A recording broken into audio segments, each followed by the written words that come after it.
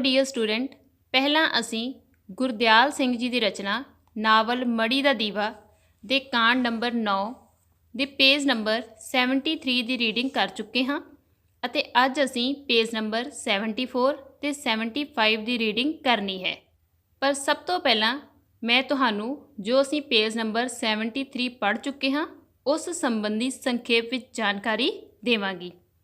Okay students, ਕਾਂਡ 9 ਸਾਡੀ ISC board ਵੱਲੋਂ ਪ੍ਰਵਾਨਿਤ ਪੁਸਤਕ ਨਾਵਲ ਮੜੀ ਦਾ ਦੀਵਾ ਵਿੱਚੋਂ ਲਿਆ ਗਿਆ ਹੈ, ਜੋ ਕਿ ਗੁਰਦਿਆਲ ਸਿੰਘ ਜੀ ਦੀ ਸ਼ਾਹਕਾਰ ਰਚਨਾ ਹੈ। ਇਸ ਕਾਂਡ ਦੇ ਆਰੰਭ ਵਿੱਚ ਅਸੀਂ ਪੜ੍ਹਦੇ ਹਾਂ ਕਿ ਧਰਮ ਸਿੰਘ ਜਦੋਂ ਜਗਸੀਰ ਦੇ ਘਰ ਤੋਂ ਮੁੜਿਆ ਤਾਂ ਉਹ ਆਪਣੇ ਘਰ ਜਾਣ ਦੀ ਥਾਂ ਸਿੱਧਾ ਖੇਤ ਨੂੰ ਚਲਾ ਗਿਆ।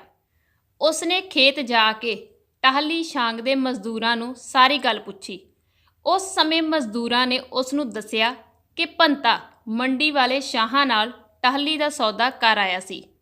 ਇਹ ਸੁਣਦਿਆਂ ਹੀ ਧਰਮ ਸਿੰਘ ਬਿਨਾਂ ਕੁਝ ਬੋਲੇ ਉੱਥੋਂ ਘਰ ਵਾਪਸ ਆ ਗਿਆ ਅਤੇ ਘਰ ਪਹੁੰਚ ਕੇ ਗਰਨਿਆਂ ਦੀ ਇੱਕ ਥੱਬੀ ਚੁੱਕ ਕੇ ਬਾਹਰਲੇ ਘਰ ਵਾੜੇ ਵਿੱਚ ਜਾ ਬੈਠਾ। ਥੋੜ੍ਹੀ ਦੇਰ ਬਾਅਦ ਉਸ ਦੀ ਨਿੱਕੀ ਕੁੜੀ ਪਿੱਲੀ ਉਸ ਲਈ ਰੋਟੀ ਲੈ ਆਈ। ਜਦ ਧਰਮ ਸਿੰਘ ਉਸ ਨੂੰ ਉਸ ਦੀ ਬੇਬੇ ਦੇ ਰੋਟੀ ਨਾ ਲਿਆਉਣ ਦਾ ਕਾਰਨ ਪੁੱਛਦਾ ਹੈ ਤਾਂ ਉਹ ਦੱਸਦੀ ਹੈ ਕਿ ਉਹ ਤਾਂ ਕੱਟੀ ਦੇ ਪੁੜੇ ਹੀ ਭੰਨੀ ਜਾਂਦੀ ਸੀ। ਪਿੱਲੀ ਦੀ ਇਸ ਭੋਲੀ ਜਿਹੀ ਗੱਲ ਨੇ ਧਰਮ ਸਿੰਘ ਨੂੰ ਉਦਾਸ ਵਿਚਾਰਾਂ ਵਿੱਚੋਂ ਇਸ ਤਰ੍ਹਾਂ ਬਾਹਰ ਕੱਢ ਲਿਆਂਦਾ ਜਿਵੇਂ ਖੂਹ ਵਿੱਚ ਡੁੱਬਦੇ ਦੇ ਹੱਥ ਕਿਸੇ ਲਾਸ਼ ਫੜਾ ਦਿੱਤੀ ਹੋਵੇ। ਇਸ ਲਈ ਉਹ ਖੁੱਲ੍ਹ ਕੇ ਠਹਾਕਾ ਮਾਰਦਾ ਹੈ।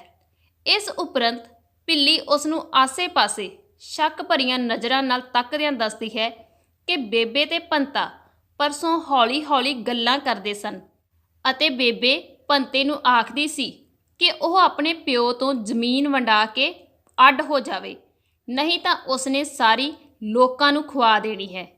ਤਾਂ ਭੰਤੇ ਨੇ ਜਵਾਬ ਦਿੰਦੇ ਹੋਏ ਕਿਹਾ ਕਿ ਅਸੀਂ ਸਾਰੇ ਇੱਕ ਪਾਸੇ ਹੋ ਜਾਵਾਂਗੇ ਤੇ ਬਾਪੂ ਨੂੰ ਵਾੜੇ ਵਿੱਚ ਕੋਠਾ ਛੱਤ ਦਿਆਂਗੇ। ਓਕੇ ਬੇਟਾ, ਇੱਥੇ ਤੱਕ ਪਹਿਲਾਂ ਸਾਡੀ ਰੀਡਿੰਗ ਕੰਪਲੀਟ ਹੋ ਚੁੱਕੀ ਹੈ ਅਤੇ ਹੁਣ ਅਸੀਂ ਪੇਜ ਨੰਬਰ 74 ਤੋਂ ਰੀਡਿੰਗ ਸ਼ੁਰੂ ਕਰਨੀ ਹੈ। ਸਭ ਤੋਂ ਪਹਿਲਾਂ ਅਸੀਂ 74 ਪੇਜ ਦੇ ਵਰਡ ਮੀਨਿੰਗ ਡਿਸਕਸ ਕਰਾਂਗੇ। ਪਹਿਲਾ ਵਰਡ ਹੈ ਗੱਚ ਭਰ ਆਇਆ, ਮਨ ਭਰ ਆਇਆ। ਨੈਕਸਟ ਹੈ ਬਣਾਉਟੀ, ਨਕਲੀ। ਸੰਬਰਦਿਆਂ, ਸਾਫ਼ ਕਰਨਾ। ਸਚਿਆਰੀ, ਸਚਿਆਰੀ ਦਾ ਅਰਥ ਹੈ ਸਿਆਣੀ। ਨੈਕਸਟ ਵਰਡ ਹੈ ਛੱਪਰ, ਛੱਛੇ ਅਦਕ ਪੱਪਾ ਰਾਰਾ। ਠੀਕ ਹੈ, ਘਾਹ ਫੂਸ ਦੀ ਛੱਤ ਵਾਲਾ ਘਰ। ਨੈਕਸਟ ਵਰਡ ਹੈ ਘੱਟੇ, ਘੱਟਾ ਦਾ ਅਰਥ ਹੈ ਮਿੱਟੀ। ਬੱਗੀਆਂ ਬੱਗੀਆਂ, ਚਿੱਟੀਆਂ। ਚਿਰੜ ਚਿਰੜ ਕਰੂਗੀ, ਚਿਰੜ ਚਿਰੜ ਕਰਨਾ ਅਰਥ ਗੁੱਸਾ ਕਰਨਾ। ਕੰਮ ਦਾ ਡੱਕਾ ਨਹੀਂ ਤੋੜਦੀ, ਕੋਈ ਕੰਮ ਨਾ ਕਰਨਾ। ਵਡੂ ਖਾਊ ਕਰੀ ਜਾਊ, ਵਡੂ ਖਾਊ ਕਰਨਾ ਬੁਰਾ ਭਲਾ ਬੋਲਣਾ। ਨੈਕਸਟ ਵਰਡ ਹੈ ਦਿਲਾਸਾ ਦਿੱਤਾ, ਹੌਸਲਾ ਦਿੱਤਾ। ਠੀਕ ਹੈ, ਇਸ ਤੋਂ ਬਾਅਦ ਹੁਣ ਅਸੀਂ ਪੇਜ ਨੰਬਰ 74 ਦੀ ਰੀਡਿੰਗ ਸ਼ੁਰੂ ਕਰਨੀ ਹੈ। ਜੋ ਪਹਿਲੀਆਂ ਦੋ ਲਾਈਨਾਂ ਹਨ ਇਹ ਅਸੀਂ ਪਹਿਲਾਂ ਪੇਜ ਨੰਬਰ 73 ਦੇ ਨਾਲ ਰੀਡ ਕਰ ਚੁੱਕੇ ਹਾਂ। ਠੀਕ ਹੈ, ਨੈਕਸਟ ਰੀਡਿੰਗ ਹੈ ਧਰਮ ਸਿੰਘ ਦਾ ਗੱਚ ਭਰ ਆਇਆ ਸੀ। ਪਿੱਲੀ ਦੇ ਇੱਕ ਇੱਕ ਸ਼ਬਦ ਨਾਲ ਉਹਦੇ ਅੰਦਰ ਕਈ ਕਈ ਵਿਚਾਰ ਆ ਕੇ ਗੁੰਦੇ ਗਏ ਸਨ। ਜਦੋਂ ਪਿੱਲੀ ਨੇ ਆਪਣੀ ਗੱਲ ਮੁਕਾਈ ਤਾਂ ਇਹਨਾਂ ਵਿਚਾਰਾਂ ਦੇ ਅਸਰ ਹੇਠੋਂ ਸਾਰਾ ਜ਼ੋਰ ਲਾ ਕੇ ਉਹ ਮਸਾਂ ਨਿਕਲ ਸਕਿਆ ਤੇ ਬਣਾਉਟੀ ਮੁਸਕਾਨ ਨਾਲ ਬੋਲਿਆ, ਲੈ ਆਪਣਾ ਕੀ ਹੈ ਧੀਏ, ਇੱਥੇ ਰਹਿ ਪਿਆ ਕਰਾਂਗੇ ਤੇ ਇੱਥੇ ਤਾਂ ਬਾਪੂ ਡਰ ਲੱਗਿਆ ਕਰੂ ਤੈਨੂੰ ਇਕੱਲੇ ਨੂੰ। ਮੇਰੀ ਧੀ ਪਿੱਲੀ ਜੋ ਮੇਰੇ ਕੋਲ ਹੋਇਆ ਕਰੂ। ਹਾਂ ਚੰਗਾ, ਫਿਰ ਮੈਂ ਆ ਜਿਆ ਕਰੂੰ। ਇਹ ਗੱਲ ਪਿੱਲੀ ਨੇ ਏਡੇ ਵਿਸ਼ਵਾਸ ਨਾਲ ਆਖੀ ਕਿ ਧਰਮ ਸਿੰਘ ਨੂੰ ਏਡੇ ਗੰਭੀਰ ਵਿਚਾਰਾਂ ਦੀ ਪਕੜ ਵਿੱਚ ਹੁੰਦਿਆਂ ਵੀ ਹਾਸੀ ਆ ਗਈ। ਓਕੇ ਬੇਟਾ, ਹੁਣ ਦੇਖੋ ਜਦੋਂ ਧਰਮ ਸਿੰਘ ਦੀ ਧੀ ਪਿੱਲੀ ਉਸ ਨੂੰ ਇਹ ਦੱਸਦੀ ਹੈ ਕਿ ਉਸ ਦੀ ਬੇਬੇ ਧੰਨੋ ਆਪਣੇ ਵੱਡੇ ਪੁੱਤਰ ਭੰਤੇ ਨੂੰ ਇਹ ਆਖ ਰਹੀ ਸੀ ਕਿ ਉਹ ਆਪਣੇ ਪਿਓ ਦੇ ਨਾਲੋਂ ਜ਼ਮੀਨ ਵੰਡਾ ਕੇ ਅੱਡ ਹੋ ਜਾਵੇ ਤੇ ਨਾਲ ਹੀ ਭੰਤਾ ਵੀ ਆਪਣੀ ਬੇਬੇ ਨਾਲ ਇਹ ਸਲਾਹ ਕਰ ਰਿਹਾ ਸੀ ਕਿ ਉਹ ਸਾਰੇ ਪਰਿਵਾਰ ਦੇ ਜੀਅ ਇੱਕ ਪਾਸੇ ਹੋ ਜਾਣਗੇ ਅਤੇ ਧਰਮ ਸਿੰਘ ਨੂੰ ਬਾਹਰ ਵਾੜੇ ਵਿੱਚ ਇੱਕ ਕੋਠਾ ਛੱਤ ਦੇਣਗੇ ਤੇ ਜਦੋਂ ਧਰਮ ਸਿੰਘ ਆਪਣੀ ਧੀ ਢਿੱਲੀ ਦੇ ਮੂੰਹੋਂ ਇਹ ਗੱਲਾਂ ਸੁਣਦਾ ਹੈ ਤਾਂ ਉਸਦਾ ਮਨ ਭਰ ਆਉਂਦਾ ਹੈ ਅਤੇ ਉਸ ਦੇ ਉੱਪਰ ਬਹੁਤ ਡੂੰਘਾ ਅਸਰ ਹੁੰਦਾ ਹੈ। ਪਰ ਫਿਰ ਵੀ ਉਹ ਦਿਲ ਨੂੰ ਇੰਨਾ ਦੁਖੀ ਕਰਨ ਵਾਲੇ ਵਿਚਾਰਾਂ 'ਚੋਂ ਬੜੀ ਮੁਸ਼ਕਲ ਦੇ ਨਾਲ ਬਾਹਰ ਨਿਕਲਦਾ ਹੈ ਅਤੇ ਆਪਣੀ ਧੀ ਢਿੱਲੀ ਦੇ ਨਾਲ ਨਕਲੀ ਜਿਹਾ ਹਾਸਾ ਹੱਸਦਿਆਂ ਬੋਲਦਾ ਹੈ ਕਿ ਉਹ ਆਪਣੀ ਧੀ ਦੇ ਨਾਲ ਇਸ ਵਾੜੇ ਵਿੱਚ ਹੀ ਰਹਿ ਲਿਆ ਕਰੇਗਾ। ਠੀਕ ਹੈ। ਅਤੇ ਜਦੋਂ ਢਿੱਲੀ ਉਸ ਨੂੰ ਇਹ ਦਿਲਾਸਾ ਦਿੰਦੀ ਹੈ ਕਿ ਉਹ ਆਪਣੇ ਬਾਪੂ ਦੇ ਕੋਲ ਆ ਜਾਇਆ ਕਰੇਗੀ ਤਾਂ ਧਰਮ ਸਿੰਘ ਨੂੰ ਇੰਨੀਆਂ ਡੂੰਘੀਆਂ ਸੋਚਾਂ ਵਿੱਚ ਡੁੱਬਿਆ ਹੋਇਆਂ ਵੀ ਹਾਸਾ ਆ ਜਾਂਦਾ ਹੈ। ਠੀਕ ਹੈ। ਨੈਕਸਟ ਦੇਖੋ, ਚੰਗਾ ਬਾਪੂ ਤੂੰ ਰੋਟੀ ਖਾ ਲੈ, ਮੈਂ ਇੱਥੇ ਥਾਂ ਸੰਭਰਦਿਆਂ, ਕੂੜਾ ਹੀ ਕੂੜਾ ਪਿਆ ਏ ਇੱਥੇ ਤਾਂ, ਪਤਾ ਨਹੀਂ ਭਾਬੀ ਤੇ ਬੇਬੇ ਇੱਥੇ ਆ ਕੇ ਕੀ ਕਰਦੀਆਂ, ਵੇਖ ਤਾਂ ਸਹੀ ਕਿਵੇਂ ਗੰਦ ਹੀ ਗੰਦ ਖਿਲ ਰਿਹਾ ਹੈ। ਢਿੱਲੀ ਬੋਲਦੀ ਬੋਲਦੀ ਉੱਠ ਕੇ ਚਲੀ ਗਈ ਤੇ ਬੌਕਰ ਫੜ ਕੇ ਛੱਪਰ ਹੇਠੋਂ ਥਾਂ ਸੰਭਰਨ ਲੱਗ ਪਈ। ਹੁਣ ਇਸ ਤੋਂ ਬਾਅਦ ਜਦੋਂ ਢਿੱਲੀ ਆਪਣੇ ਪਿਤਾ ਨਾਲ ਗੱਲਾਂ ਕਰ ਰਹੀ ਸੀ ਤਾਂ ਉਸ ਸਮੇਂ ਉਹ ਆਪਣੇ ਬਾਪੂ ਨੂੰ ਆਖਦੀ ਹੈ ਕਿ ਉਹ ਰੋਟੀ ਖਾ ਲਵੇ ਅਤੇ ਉਹ ਛੱਪਰ ਦੇ ਹੇਠੋਂ ਸਫਾਈ ਕਰ ਦਿੰਦੀ ਹੈ ਕਿਉਂਕਿ ਪਹਿਲਾਂ ਹੀ ਇੱਥੇ ਬਹੁਤ ਹੀ ਕੂੜਾ ਪਿਆ ਹੋਇਆ ਹੈ ਅਤੇ ਨਾਲ ਹੀ ਉਹ ਆਪਣੀ ਬੇਬੇ ਅਤੇ ਭਾਬੀ ਦੀਆਂ ਬਦਖੋਈਆਂ ਕਰਦੀ ਹੈ ਕਿ ਉਹ ਇੱਥੇ ਆ ਕੇ ਚੰਗੀ ਤਰ੍ਹਾਂ ਸਫਾਈ ਨਹੀਂ ਕਰਦੀਆਂ। ਠੀਕ ਹੈ। ਨੈਕਸਟ ਦੇਖੋ, ਧਰਮ ਸਿੰਘ ਕਿੰਨਾ ਚਿਰ ਆਪਣੀ ਏਡੀ ਸਚਿਆਰੀ ਧੀ ਵੱਲ ਵੇਖਦਾ ਰਿਹਾ ਤੇ ਫਿਰ ਉਹਦੀਆਂ ਅੱਖਾਂ ਵਿੱਚੋਂ ਦੋ ਮੋਟੇ ਹੰਝੂ ਕਿਰ ਕੇ ਉਹਦੀਆਂ ਸੰਘਣੀਆਂ ਮੁੱਛਾਂ ਵਿੱਚ ਗੁਆਚ ਗਏ। ਰੋਟੀ ਉਹਨੇ ਚੁੱਕ ਕੇ ਪਾਸੇ ਰੱਖ ਦਿੱਤੀ ਤੇ ਨੀਵੀਂ ਪਾ ਕੇ ਗਰਨੇ ਕੱਢਦਿਆਂ ਮੁੜ ਡੂੰਘੀਆਂ ਸੋਚਾਂ ਵਿੱਚ ਡੁੱਬ ਗਿਆ। ਹੁਣ ਦੇਖੋ, ਜਦੋਂ ਧਰਮ ਸਿੰਘ ਢਿੱਲੀ ਦੇ ਮੂੰਹੋਂ ਸਾਰੀ ਸੱਚਾਈ ਸੁਣਦਾ ਹੈ ਤਾਂ ਉਸ ਸਮੇਂ ਉਸ ਦੀਆਂ ਅੱਖਾਂ ਵੀ ਭਰ ਆਉਂਦੀਆਂ ਹਨ ਅਤੇ ਉਸ ਦੀਆਂ ਅੱਖਾਂ ਵਿੱਚੋਂ ਹੰਝੂ ਡਿੱਗਦੇ ਹਨ। ਇਸ ਲਈ ਉਸ ਦਾ ਮਨ ਰੋਟੀ ਖਾਣ ਲਈ ਨਹੀਂ ਕਰਦਾ ਅਤੇ ਉਹ ਰੋਟੀ ਚੁੱਕ ਕੇ ਇੱਕ ਪਾਸੇ ਰੱਖ ਦਿੰਦਾ ਹੈ ਤੇ ਫਿਰ ਡੂੰਘੀਆਂ ਸੋਚਾਂ ਵਿੱਚ ਡੁੱਬਿਆ ਹੋਇਆ ਗਰਨੇ ਕੱਢਣੇ ਸ਼ੁਰੂ ਕਰ ਦਿੰਦਾ ਹੈ। ਨੈਕਸਟ ਦੇਖੋ ਬੇਟਾ, ਬਾਪੂ ਮੈਂ ਰੋਜ਼ ਸੰਭਰ ਕੇ ਜਾਇਆ ਕਰੂੰ, ਢਿੱਲੀ ਨੇ ਸੰਭਰਦਿਆਂ ਆਖਿਆ, ਫਿਰ ਆਪਾਂ ਇੱਥੇ ਹੀ ਪੈ ਜਿਆ ਕਰਾਂਗੇ, ਚੰਗਾ ਬਾਪੂ। ਚੰਗਾ ਪੁੱਤ, ਧਰਮ ਸਿੰਘ ਨੇ ਬਿਨਾਂ ਉਧਰ ਤੱਕਿਆਂ ਜਵਾਬ ਦਿੱਤਾ ਤੇ ਗਰਨੇ ਕੱਢੀ ਗਿਆ। ਢਿੱਲੀ ਥਾਂ ਸੰਭਰ ਕੇ ਮੁੜ ਆਈ ਤੇ ਧਰਮ ਸਿੰਘ ਕੋਲੋਂ ਆ ਕੇ ਫਿਰ ਪਹਿਲਾਂ ਵਾਂਗ ਹੀ ਬਹਿ ਗਈ। ਘੱਟੇ ਨਾਲ ਉਹਦਾ ਸਾਰਾ ਸਿਰ ਭਰ ਗਿਆ ਸੀ ਤੇ ਉੱਤੇ ਜੰਮੀ ਧੂੜ ਕਰਕੇ ਚਿਮਣੀਆਂ ਬੱਗੀਆਂ ਬੱਗੀਆਂ ਹੋ ਗਈਆਂ ਸਨ। ਪਰ ਢਿੱਲੀ ਦੇ ਚਿਹਰੇ ਉੱਤੇ ਕੀਤੇ ਕੰਮ ਦੀ ਤਸੱਲੀ ਭਰੀ ਮੁਸਕਾਨ ਸੀ। ਉਸ ਮੁਸਕਰਾਉਂਦਿਆਂ ਪੁੱਛਿਆ, ਬਾਪੂ ਰੋਟੀ ਖਾ ਲਈ? ਨਹੀਂ ਪੁੱਤ, ਅਜੇ ਭੁੱਖ ਨਹੀਂ। ਚੰਗਾ, ਭਾਂਡੇ ਮੈਂ ਫੇਰ ਲੈ ਜੂੰ, ਜਾਨੀ ਐ, ਫਿਰ ਜੇ ਚਿਰ ਲੱਗ ਗਿਆ ਤਾਂ ਐਵੇਂ ਬੇਬੇ ਚਿਰੜ ਚਿਰੜ ਕਰੂਗੀ।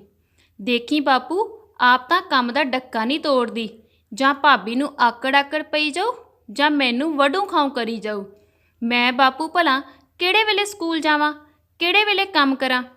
ਕੋਈ ਨਹੀਂ ਪੁੱਤ, ਬੜੀ ਉਦਾਸ ਤੇ ਬੇਧਿਆਨੀ ਵਿੱਚ ਧਰਮ ਸਿੰਘ ਨੇ ਉਹਨੂੰ ਦਿਲਾਸਾ ਦਿੱਤਾ।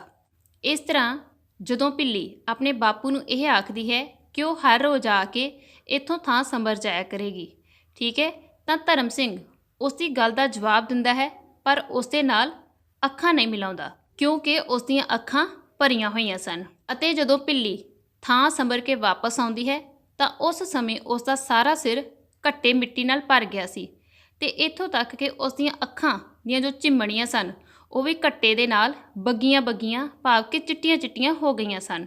ਪਰ ਢਿੱਲੀ ਨੂੰ ਆਪਣੇ ਦੁਆਰਾ ਕੀਤੇ ਹੋਏ ਕੰਮ ਦੀ ਬੜੀ ਸੰਤੁਸ਼ਟੀ ਮਹਿਸੂਸ ਹੋ ਰਹੀ ਸੀ। ਇਸ ਲਈ ਉਹ ਮੁਸਕਰਾਉਂਦੇ ਹੋਏ ਆਪਣੇ ਬਾਪੂ ਨੂੰ ਪੁੱਛਦੀ ਹੈ ਕਿ ਉਸਨੇ ਰੋਟੀ ਖਾ ਲਈ ਹੈ ਅਤੇ ਜਦੋਂ ਧਰਮ ਸਿੰਘ ਉਸਨੂੰ ਇਹ ਦੱਸਦਾ ਹੈ ਕਿ ਉਸਨੇ ਅਜੇ ਰੋਟੀ ਨਹੀਂ ਖਾਧੀ ਤਾਂ ਉਸ ਸਮੇਂ ਢਿੱਲੀ ਇਹ ਆਖਦੀ ਹੈ ਕਿ ਉਹ ਫਿਰ ਆ ਕੇ ਭਾਂਡੇ ਲੈ ਜਾਵੇਗੀ ਅਤੇ ਨਾਲ ਹੀ ਉਹ ਆਪਣੇ ਬਾਪੂ ਨੂੰ ਆਪਣੀ ਬੇਬੇ ਦੇ ਸੁਭਾਅ ਦਾ ਹਵਾਲਾ ਦਿੰਦੇ ਹੋਏ ਆਖਦੀ ਹੈ ਕਿ ਉਸ ਦੀ ਬੇਬੇ ਖੁਦ ਤਾਂ ਕੰਮ ਦਾ ਡੱਕਾ ਨਹੀਂ ਤੋੜਦੀ ਭਾਵ ਕਿ ਕੋਈ ਕੰਮ ਨਹੀਂ ਕਰਦੀ, ਜਾਂ ਤਾਂ ਉਹ ਉਸ ਦੀ ਭਾਬੀ ਨੂੰ ਆਕੜ ਆਕੜ ਪਈ ਜਾਂਦੀ ਹੈ ਤੇ ਜਾਂ ਢਿੱਲੀ ਨੂੰ ਬੁਰਾ ਭਲਾ ਬੋਲਦੀ ਰਹਿੰਦੀ ਹੈ। ਠੀਕ ਹੈ। ਹੁਣ ਇਸ ਤੋਂ ਬਾਅਦ ਬੇਟਾ ਅਸੀਂ ਪੇਜ ਨੰਬਰ 75 ਦੀ ਰੀਡਿੰਗ ਸ਼ੁਰੂ ਕਰਨੀ ਹੈ। ਸਭ ਤੋਂ ਪਹਿਲਾਂ ਅਸੀਂ ਪੇਜ ਨੰਬਰ 75 ਦੇ ਔਖੇ ਸ਼ਬਦਾਂ ਦੇ ਅਰਥ ਕਰਾਂਗੇ। ਫਸਟ ਵਰਡ ਹੈ ਹੱਡ ਤੋੜਵੀਂ ਮਿਹਨਤ, ਸਖਤ ਮਿਹਨਤ।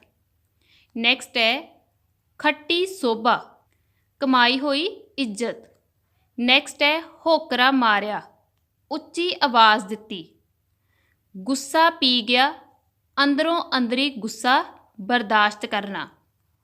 ਨੈਕਸਟ ਵਰਡ ਹੈ ਪੀੜ, ਦੁੱਖ, ਖਰਵੇ ਬੋਲ, ਰੁੱਖੇ ਬੋਲ। ਠੀਕ ਹੈ।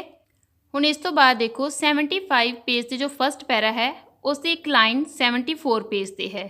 ਠੀਕ ਹੈ।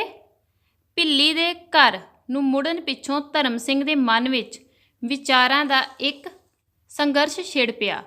ਇਹ ਵਿਚਾਰ ਉਹਨੂੰ ਸੰਘਣੇ ਕਾਲੇ ਬੱਦਲਾਂ ਵਾਂਗ ਜਾਪਦੇ ਸਨ, ਜਿਨ੍ਹਾਂ ਵਿੱਚੋਂ ਚਾਨਣ ਦੀ ਕੋਈ ਵੀ ਲੀਕ ਆਉਂਦੀ ਨਹੀਂ ਸੀ ਦਿਸਦੀ।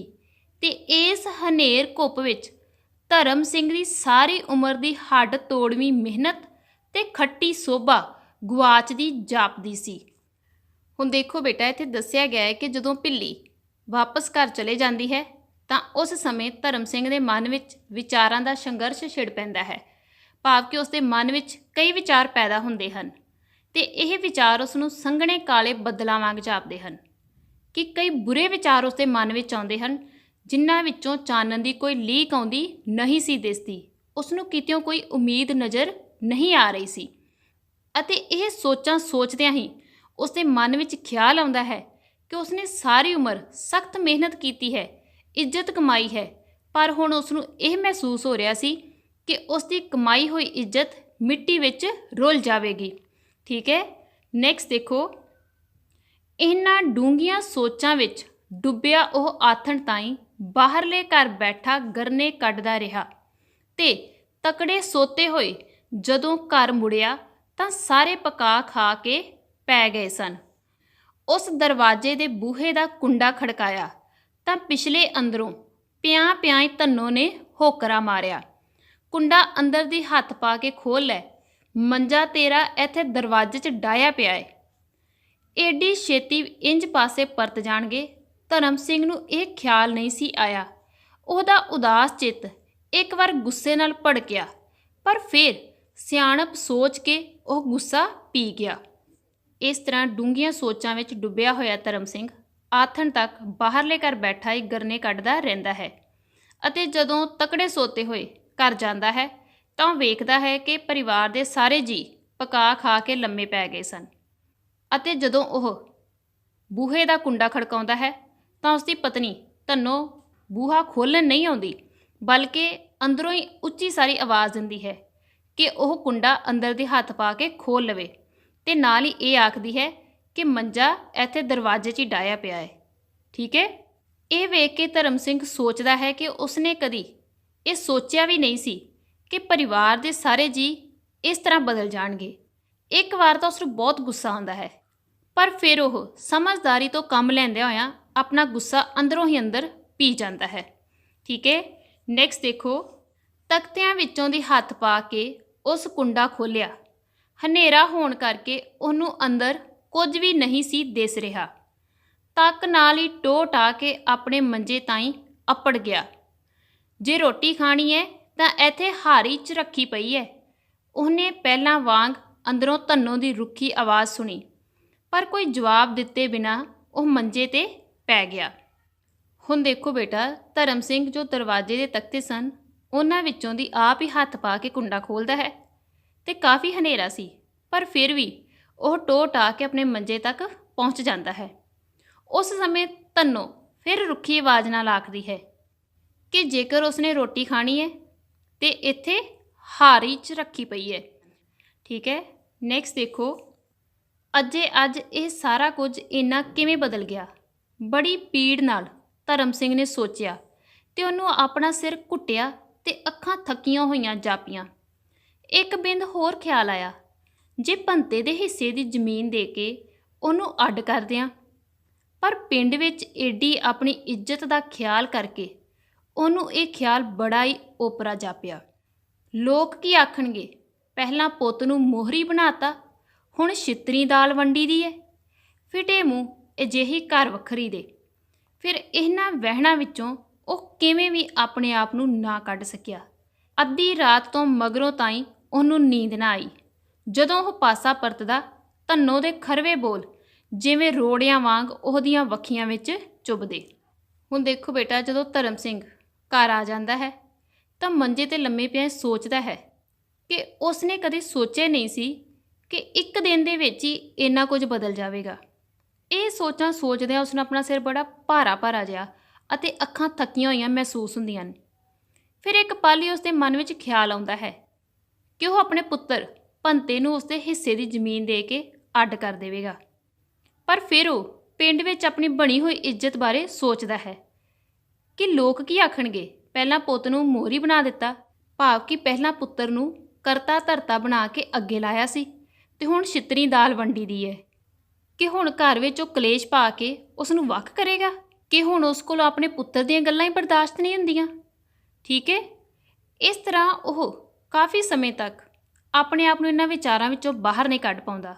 ਇੱਥੋਂ ਤੱਕ ਕਿ ਉਸ ਨੂੰ ਅੱਧੀ ਰਾਤ ਤੱਕ ਵੀ ਨੀਂਦ ਨਹੀਂ ਆਉਂਦੀ ਅਤੇ ਉਹ ਜਦੋਂ ਵੀ ਪਾਸਾ ਪਰਤਦਾ ਹੈ ਤਾਂ ਉਸ ਸਮੇਂ ਆਪਣੀ ਪਤਨੀ ਧੰਨੋ ਦੁਆਰਾ ਬੋਲੇ ਹੋਏ ਰੁੱਖੇ ਬੋਲ ਇਸ ਤਰ੍ਹਾਂ ਵੱਖੀਆਂ ਵਿੱਚ ਚੁੱਭਦੇ ਹਨ ਜਿਵੇਂ ਰੋੜੇ ਹੋਣ। ਠੀਕ ਹੈ, ਨੈਕਸਟ ਦੇਖੋ ਬੇਟਾ। ਤੇ ਉਧਰ ਕੁੱਕੜ ਦੀ ਬਾਂਗ ਨਾਲ ਜਦੋਂ ਜਗਸੀਰ ਦੀਆਂ ਅੱਖਾਂ ਮਿਚੀਆਂ ਤਾਂ ਧਰਮ ਸਿੰਘ ਦੀਆਂ ਅੱਖਾਂ ਦੀ ਰੜਕ ਵੀ ਕੂਲੀ ਨੀਂਦ ਨੇ ਘਟਾ ਦਿੱਤੀ, ਪਰ ਅੰਦਰਲੀ ਚੀਜ਼ ਸੁਪਨਿਆਂ ਦੇ ਓਪਰੇ ਆਕਾਰ ਬਣ ਕੇ ਉਹਨਾਂ ਦੀ ਮਨੁੱਖੀ ਦੁਨੀਆ ਦੇ ਅੰਬਰਾਂ ਦਾ ਰੰਗ ਕਸਮੈਲਾ ਕਰਦੀ ਰਹੀ। ਯੈਸ ਬੇਟਾ, ਹੁਣ ਇੱਥੇ ਦੱਸਿਆ ਗਿਆ ਹੈ ਕਿ ਸਾਰੀ ਰਾਤ ਨਾ ਤਾਂ ਧਰਮ ਸਿੰਘ ਨੂੰ ਨੀਂਦ ਆਈ ਸੀ ਅਤੇ ਨਾ ਹੀ ਜਗਸੀਰ ਨੂੰ, ਕਿਉਂਕਿ ਦੋਵੇਂ ਬਹੁਤ ਦੁਖੀ ਸਨ। ਜਗਸੀਰ ਆਪਣੇ ਖੇਤਾਂ ਵਿੱਚ ਲੱਗੀ ਹੋਈ ਟਾਹਲੀ ਵੱਡੇ ਜਾਣ ਕਾਰਨ ਬਹੁਤ ਦੁਖੀ ਸੀ ਅਤੇ ਦੂਸਰੇ ਪਾਸੇ ਧਰਮ ਸਿੰਘ ਆਪਣੇ ਪਰਿਵਾਰ ਦੇ ਰੁੱਖੇ ਵਤੀਰੇ ਕਾਰਨ ਬਹੁਤ ਦੁਖੀ ਸੀ। ਇਸੇ ਕਾਰਨ ਹੀ ਉਹਨਾਂ ਨੂੰ ਸਾਰੀ ਰਾਤ ਨੀਂਦ ਨਹੀਂ ਆਈ ਸੀ ਅਤੇ ਜਦੋਂ ਦਿਨ ਚੜ੍ਹਨ ਵਾਲਾ ਸੀ ਤਾਂ ਉਸ ਸਮੇਂ ਉਹਨਾਂ ਦੀਆਂ ਅੱਖਾਂ ਦੀ ਰੜਕ ਸੀ ਜੋ ਉਹ ਕੂਲੀ ਨੀਂਦ ਨੇ ਘਟਾ ਦਿੱਤੀ ਸੀ, ਭਾਵ ਕਿ ਉਸ ਸਮੇਂ ਉਹਨਾਂ ਨੂੰ ਨੀਂਦ ਆ ਰਹੀ ਸੀ। ਹੁਣ ਬੇਸ਼ੱਕ ਧਰਮ ਸਿੰਘ ਅਤੇ ਜਗਸੀਰ ਦੋਹਾਂ ਨੂੰ ਨੀਂਦ ਆ ਗਈ ਸੀ, ਪਰ ਫਿਰ ਵੀ ਜੋ ਉਹਨਾਂ ਦੇ ਅੰਦਰਲੀ ਚੀਜ਼ ਸੀ, ਜੋ ਉਹਨਾਂ ਦੇ ਅੰਦਰਲਾ ਦੁੱਖ ਸੀ, ਉਹ ਵੀ ਸੁਪਨਿਆਂ ਦੇ ਰੂਪ ਵਿੱਚ ਪ੍ਰਗਟ ਹੋ ਰਿਹਾ ਸੀ ਅਤੇ ਇਸ ਤਰ੍ਹਾਂ ਉਹਨਾਂ ਨੂੰ ਆਪਣੀ ਜ਼ਿੰਦਗੀ ਵਿੱਚ ਆਉਣ ਵਾਲੀਆਂ ਮੁਸ਼ਕਲਾਂ ਦਾ ਅਹਿਸਾਸ ਹੋ ਰਿਹਾ ਸੀ। ਓਕੇ ਬੇਟਾ, ਇੱਥੇ ਤੱਕ ਹੁਣ ਸਾਡੀ ਕਾਂਡ ਨੰਬਰ 9 ਦੀ ਰੀਡਿੰਗ ਕੰਪਲੀਟ ਹੋ ਗਈ ਹੈ ਅਤੇ ਹੁਣ ਤੁਸੀਂ ਪੇਜ ਨੰਬਰ 73 ਤੋਂ 75 ਤੱਕ ਫੁੱਲ ਕਾਂਡ ਜੋ ਹੈ ਉਸ ਨੂੰ ਦੁਬਾਰਾ ਰੀਡ ਕਰਨਾ ਹੈ। ਠੀਕ ਹੈ, ਓਕੇ ਬੇਟਾ, ਥੈਂਕ ਯੂ।